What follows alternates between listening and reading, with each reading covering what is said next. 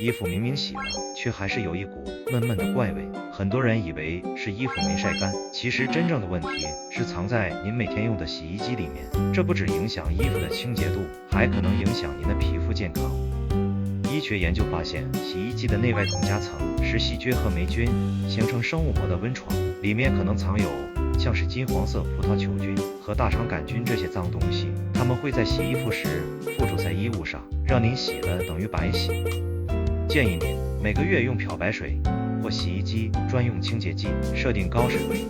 超过60度的热水空转1次，才能彻底清除这些细菌。试试看这个方法，让全家穿上真正干净的衣服。